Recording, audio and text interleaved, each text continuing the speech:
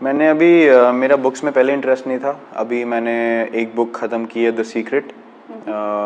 काफ़ी interesting book लगी मुझे क्योंकि वो लाइफ की कॉमन सेंस पे थी.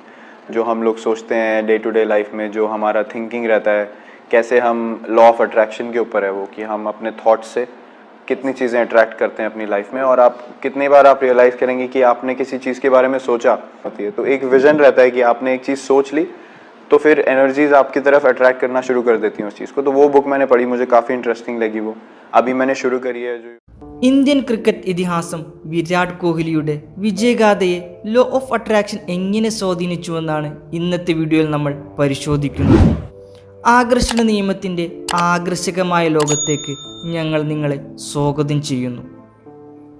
മികവിൻ്റെയും നിശ്ചയദാർഢ്യത്തിൻ്റെയും പര്യായമായ വിരാട് കോഹ്ലി ക്രിക്കറ്റ് ലോകത്ത് തൻ്റെ വിജയത്തിലേക്കുള്ള പാത വെട്ടിത്തെളിയിച്ചു.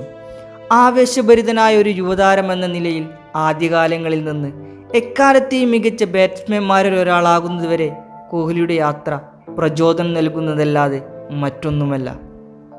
എന്നാൽ എന്താണ് കോഹ്ലിയെ വ്യത്യസ്തനാക്കുന്നത്? അദ്ദേഹത്തിൻ്റെ കഴിവും കഠിനാധ്വാനവും മാത്രമല്ല, ആകർഷണ നിയമത്തിലെ വൈദഗ്ധ്യവും അദ്ദേഹത്തിൻ്റെ വിജയത്തിന് കാരണമായി എന്ന് അദ്ദേഹം പറയുന്നു. പോസിറ്റീവ് അല്ലെങ്കിൽ നെഗറ്റീവ് ചിന്തകൾ ഒരു വ്യക്തിയുടെ ജീവിതത്തിലേക്ക് പോസിറ്റീവ് അല്ലെങ്കിൽ നെഗറ്റീവ് അനുഭവങ്ങൾ കൊണ്ടുവരുമെന്ന വിശ്വാസമാണ് ആകർഷണ നിയമം. നിങ്ങൾ ശ്രദ്ധ കേന്ദ്രീകരിക്കുന്നത് എന്തിലാണോ അത് നിങ്ങളിലേക്ക് ആകർഷിക്കുന്നു. വിരാട് കോഹ്ലിയുടെ കഥ ആകർഷണ നിയമത്തിൻ്റെ മനോഹരമായൊരു ഉദാഹരണമാകുന്നു. കോഹ്ലിയുടെ വിജയം കളിക്കളത്തിലെ അദ്ദേഹത്തിൻ്റെ കഴിവുകൾ മാത്രമല്ല, മൈതാനത്തിന് പുറത്തുള്ള അദ്ദേഹത്തിൻ്റെ ചിന്താഗതിയുടെയും കൂടി ഫലമാണ്. നമ്മെ ജീവിത വിജയത്തിലേക്ക് എത്തിക്കാൻ വിരാട് കോഹ്ലിയുടെ ജീവിതത്തിൽ നിന്ന് നാം പകർത്തേണ്ട ഏറ്റവും ഇമ്പോർട്ടൻ്റ് ആയ ഒരു കാര്യമാണ് visualisation. How does visualization help with that?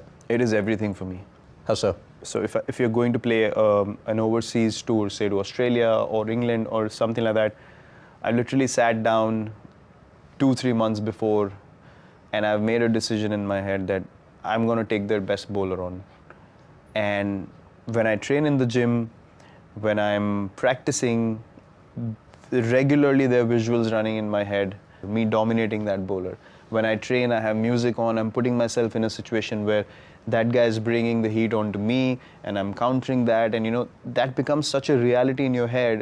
And invariably when I went into that situation, I ended up dominating that guy in their own home conditions. And what specifically are you seeing when you're visualizing it? I'm actually seeing smashing that bowler all over the field. So I actually feel that emotion in my heart, and I can feel that this is going to happen. And you tune your head or you tune your mind in a way that it's so convincing in your mind that when you're in that situation, your body just takes over because it's already registered in your mind. And when that happens, you feel like, wow man, this is so powerful. Because if something looks difficult and if you don't convince yourself to go out there and achieve the Kohli തൻ്റെ ലക്ഷ്യങ്ങൾ സ്ഥിരമായി ദൃശ്യവൽക്കരിക്കുന്നു. അദ്ദേഹത്തിൻ്റെ കഴിവുകളിൽ വിശ്വസിക്കുന്നു. വെല്ലുവിളികളെ അഭിമുഖീകരിക്കുമ്പോഴും positive മനോഭാവം നിലനിർത്തുന്നു. ഉദാഹരണത്തിന് ബാറ്റിങ്ങിനോടുള്ള അദ്ദേഹത്തിൻ്റെ സമീപനം എടുക്കുക. തീവ്രമായ ഫോക്കസിനും ദൃശ്യവൽക്കരണ സാങ്കേതികതയ്ക്കും പേരുകേട്ടയാളാണ് കോഹ്ലി. പിച്ചിലേക്ക് കടക്കുന്നതിന് മുമ്പ് അദ്ദേഹം ഓരോ ഷോട്ടും കൃത്യമായി കളിക്കുന്നത് ദൃശ്യവൽക്കരിക്കുന്നു.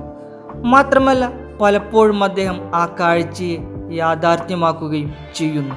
കോഹ്ലി തന്നെ പലപ്പോഴും മാനസികാവസ്ഥയുടെയും ദൃശ്യവൽക്കരണത്തിൻ്റെയും ഇമ്പോർട്ടൻസിനെ കുറിച്ച് സംസാരിക്കാറുണ്ട്. ഒരിക്കൽ അദ്ദേഹം പറഞ്ഞു, ഞാൻ ഒരുപാട് ദൃശ്യവൽക്കരിക്കുന്നു, അതാണ് എൻ്റെ ഏറ്റവും വലിയ ശക്തി. കാര്യങ്ങൾ സംഭവിക്കുന്നതിന് മുമ്പ് അത് സംഭവിക്കുമെന്ന് എനിക്കറിയാം. കോഹ്ലിയുടെ മാതൃകയിൽ നിന്ന് പ്രചോദനം ഉൾക്കൊണ്ട് നമുക്ക് എങ്ങനെ നമ്മുടെ സ്വന്തം ജീവിതത്തിൽ ആകർഷണ നിയമം പ്രയോഗിക്കാനാകും? വ്യക്തമായ ലക്ഷ്യങ്ങൾ വെക്കുക, പോസിറ്റീവ് മാനസികാവസ്ഥ നിലനിർത്തുക. പ്രതിബന്ധങ്ങൾ എന്തായാലും ആ ലക്ഷ്യങ്ങൾക്കായി സ്ഥിരമായി പ്രവർത്തിക്കുക. നമ്മുടെ ലക്ഷ്യങ്ങൾ നടന്നതായി ദൃശ്യവൽക്കരിക്കുക. വിജയം എന്നത് കഴിവും ഭാഗ്യവും മാത്രമല്ല എന്നോർക്കുക. അത് മാനസികാവസ്ഥയെയും വിശ്വാസത്തെയും കുറിച്ചുള്ളതാണ്. ആകർഷണ നിയമത്തിൻ്റെ ശക്തി പ്രയോജനപ്പെടുത്തുന്നതിലൂടെ വിരാട് കോഹ്ലി വീണ്ടും വീണ്ടും ചെയ്യുന്നത് പോലെ നമുക്ക് നമ്മുടെ മുഴുവൻ കഴിവുകളും അൺലോക്ക് ചെയ്യാൻ കഴിയും എന്നോർക്കുക.